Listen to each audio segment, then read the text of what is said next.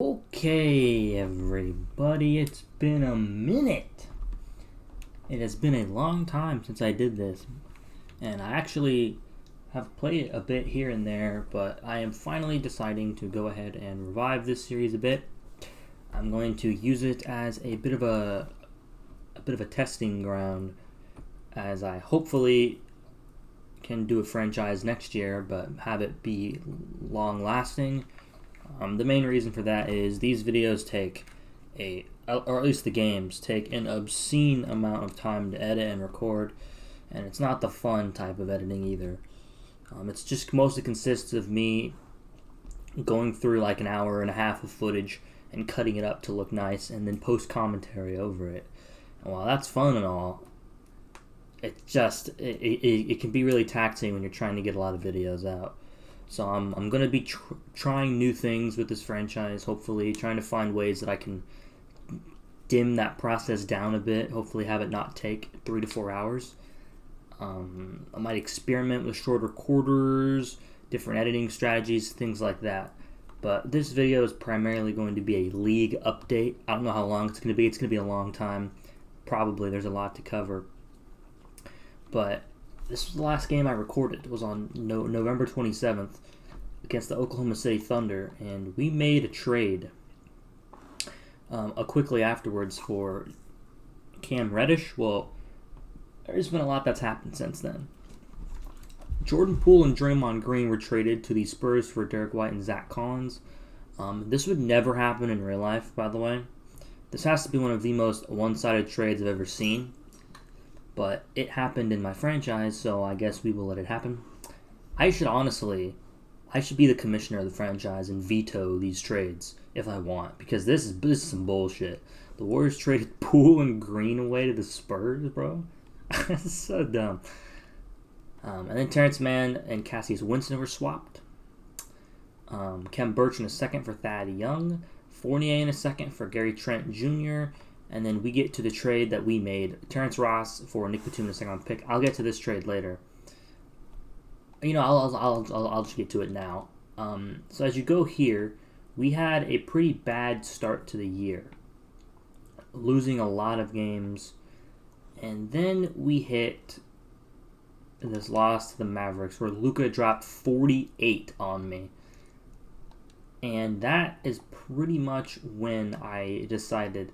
That's pretty much when our team just completely exploded for some reason. If you take a look at our team stats here, as you can take a look, we are currently sitting at 27 and 21. We're over 500. But when you take a look at our offensive rating, we are the worst offense in the league. I don't really know how to change that. The only thing I can because defense is too easy, I'm gonna try to change the sliders to make offense a bit easier for the CPU, because we are just getting slaughtered out here, scoring wise compared to the rest of the league. But if you take a look at our overall, that's not what I'm looking for. If you take a look at the overall league standings, we've won 13 in a row. So there's something going wrong with the league here. I'm going to try to get the sliders changed a bit. But we are dead last in terms of scoring the basketball, but we're number one in defense. We don't allow many points. The New York Knicks, though, have a terrible defense, and it showed, because I played a game against them last night, and their defense was trash. We dropped like 122 on them. In terms of field goals being made, we are dead second to last. Not by much, though. And field goals attempted, we don't attempt that many. Where things get really bad, we also don't shoot the ball very well. We do not.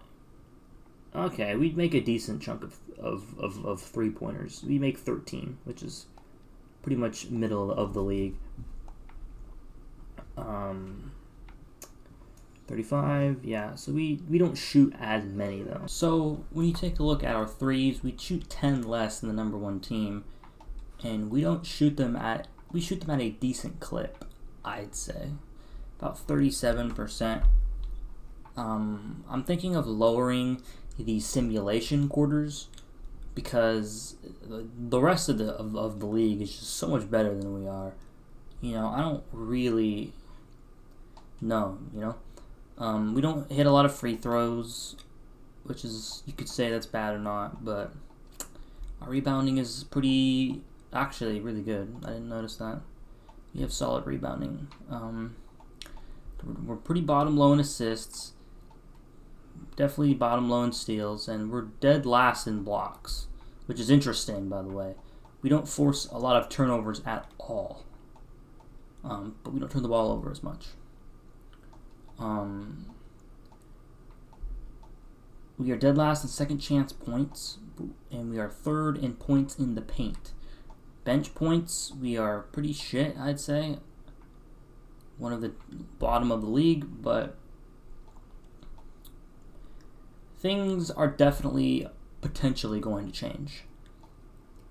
What's interesting here is our defense is definitely not the best, and teams attempt the most field goals against us, but they shoot the worst.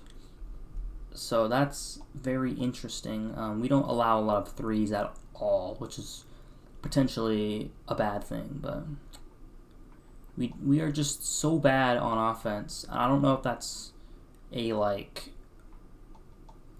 have really bad pace. That's another thing. We have really shitty pace. I don't know if that's a bad thing or not, but I'll do the sliders for that. Some of the G League players, so basically what I was meaning is we are on a 13-game winning streak. We dominated the Pacers. We then proceed to win against the Brooklyn Nets, who have the big three at this point in time. KD, Kyrie, and Harden. And they're rocking MJ Rice, who is having a great rookie season with 2 Hall of Fame badges. Although I see him being traded, personally. I don't think the Nets are going to keep him, but that's Jalen Green. I'll show the stats here in a second. We then defeat the Raptors. You're seeing a pattern here with Green and Keontae George. We then defeat the Knicks. Bradley Beal had 35. And then we defeat the Sixers. Joel Embiid had 37. Tatum had 38 against us. And then we win the Spurs. We beat the Bulls. And the Warriors. Curry dropped 41. You're seeing a lot of wins in games where a lot of players are scoring against us. And that's a huge key.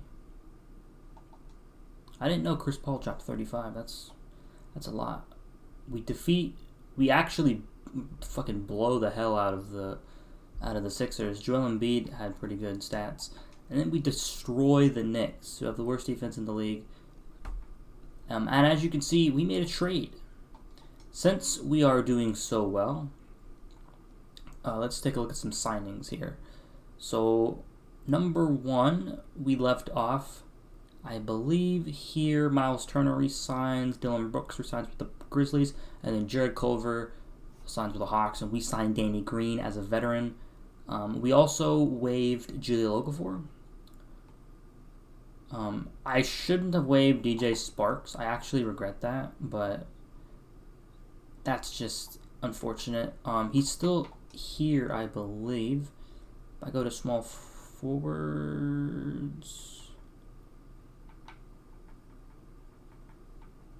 I don't remember where he is. I can go to player finder here. I'm sorry this video is boring and or super long. I'm just trying to reset the franchise here. There's DJ Sparks. Unfortunately, his ass should have gone to the D League because he's unbelievably bad. Or I guess he's not bad, he's raw.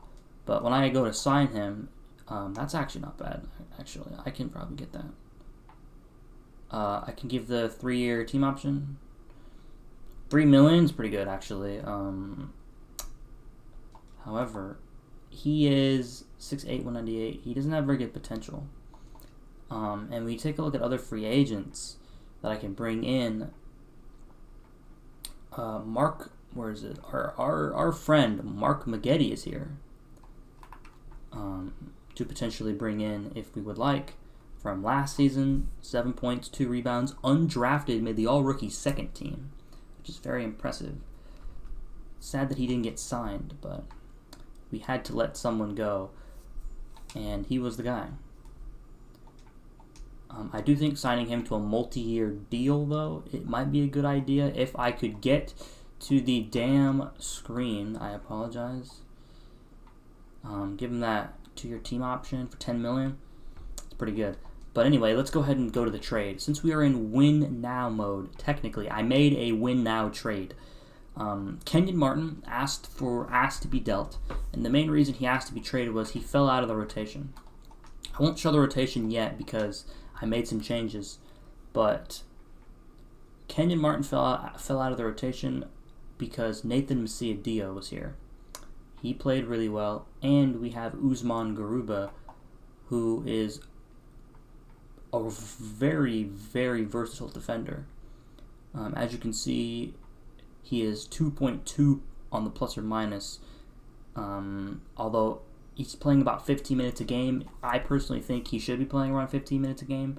He was starting at power forward because he was bigger, had a bit more weight to him, and was a better rebounder than Nathan Messiah-Dio, who can't really rebound and isn't as athletic and is only 199. But they're both pretty much the same player.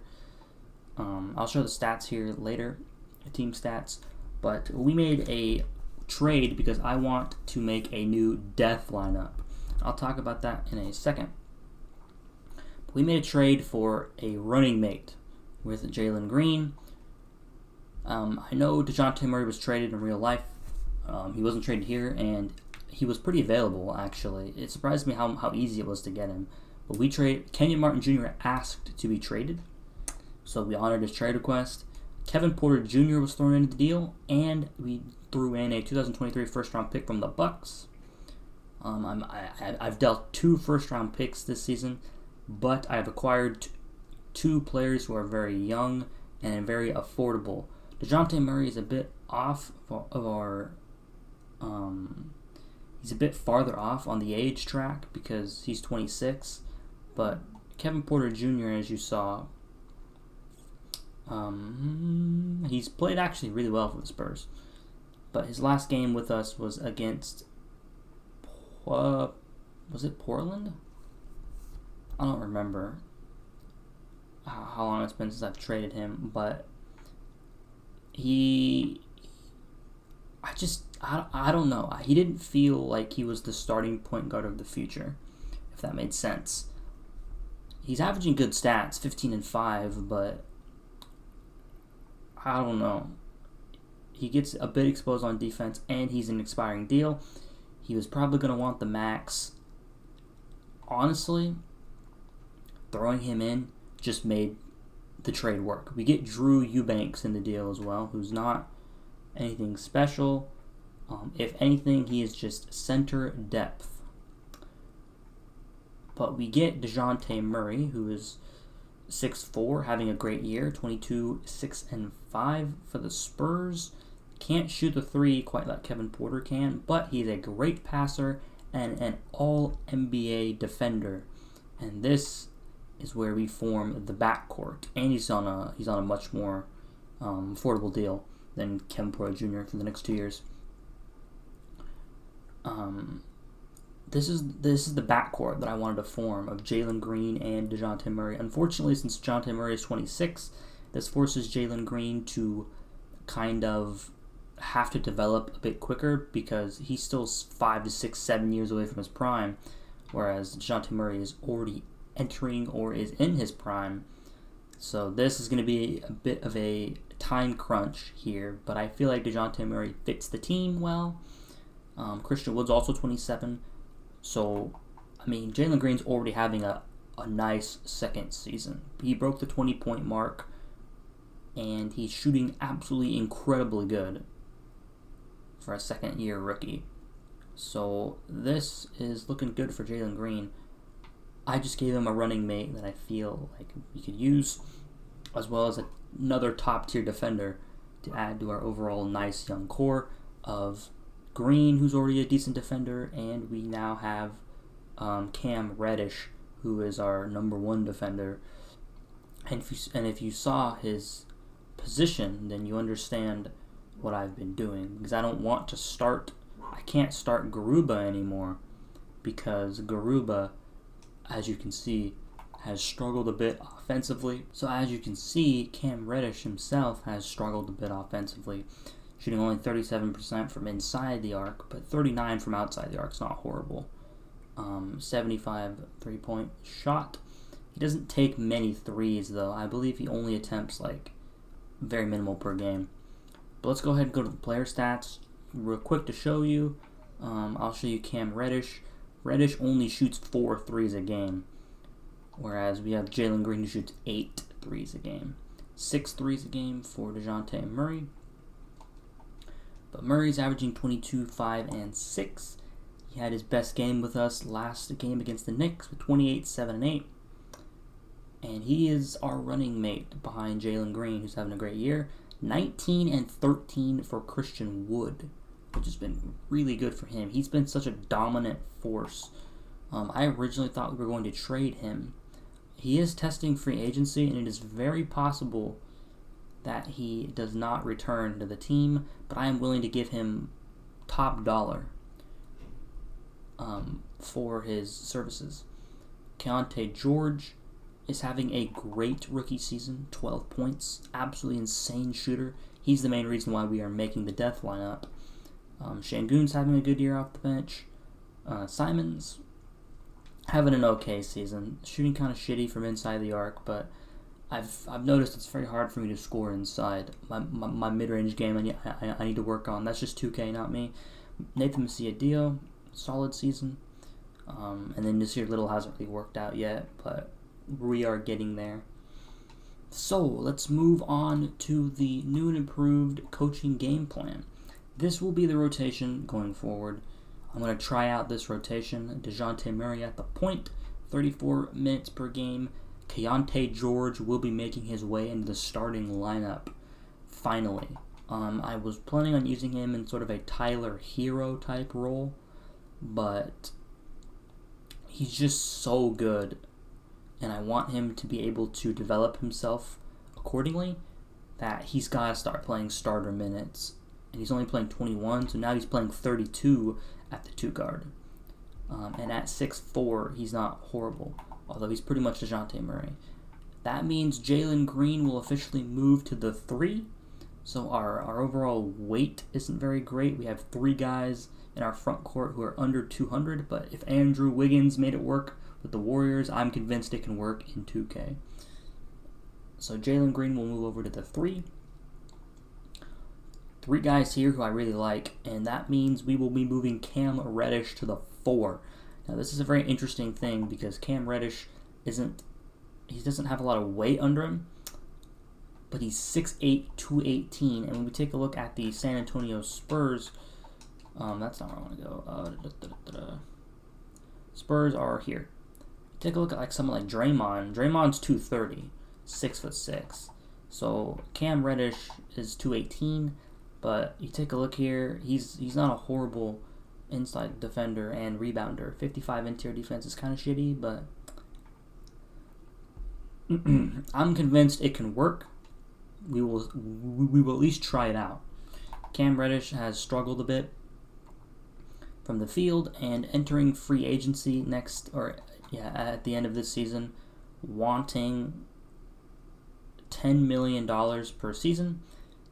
It is going to be very hard for him to secure that money unless he starts playing better. Anyway, that's going to be it.